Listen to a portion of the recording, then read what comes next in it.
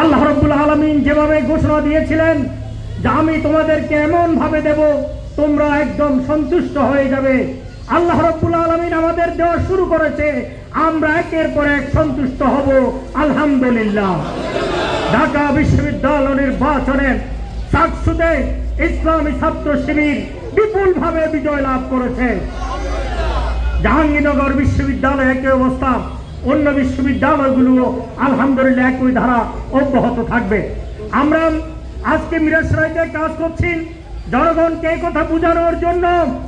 বাংলাদেশ জামাত ইসলামী অসহায় মানুষের মুখে হাসি ফোটানোর জন্য, বাংলাদেশ জামাত ইসলামী তার নির্যাতিত কর্মীদের পাশে দাঁড়ানোর জন্য, বাংলাদেশ জামাত ইসলামী এদেশে সত্যিকার অর্থে আইনের শাসন প্রতিষ্ঠার জন্য এখন জনগণকে ঐক্যবদ্ধ করছে।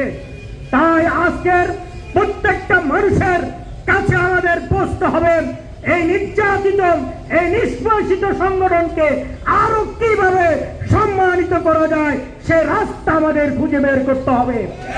শুধুমাত্র একটু ডাকসুতে আমরা সন্তুষ্ট থাকবো না, শুধুমাত্র মিরসরাইতে বিজয় লাভ করে আমরা সন্তুষ্ট থাকবো না, আমাদের বাংলাদেশের অধিকাংশ আসনে জামাত ইসলামীকে বিজয় করার মধ্য দিয়ে বাংলাদেশে কমপ্লিটলি একটি পরিপূর্ণ আইনের শাসন প্রতিষ্ঠার পথ সুগম করতে হবে।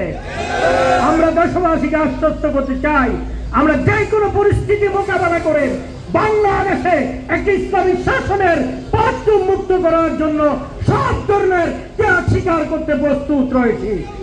আমাদের কর্মী বাহিনীও সেভাবে প্রস্তুত রয়েছে। এদেশের মানুষকে আমরা শুধু বলছি আপনারা আশ্বস্ত থাকুন, পাশে থাকুন, ইনশাআল্লাহ ভালো খবর পাবেন। মনে রাখবেন এদেশের মানুষ রক্ত দিয়েছেন, জীবন দিয়েছেন, শাহাদাত বরণ করেছেন, পঙ্গু হয়েছেন, মাসের পর মাস, বছরের পর বছর কারাগারে ছিল। আমার ভাইরাম আয়না করে বন্দী ছিল। আজকে সেখান থেকে এখন যারা বেরিয়ে এসেছে তারা বাঘের চেয়েও শক্তিশালী ভূমিকা রাখতে পারবে, শিলার মতো তার চেয়েও শক্তিশালী গর্জন করতে পারবে। মনে রাখবেন আমাদের এক কর্মী বাহিনী এতদিন আপনারা ছিলেননি, তাদের উপর নির্যাতন চালিয়েছেন।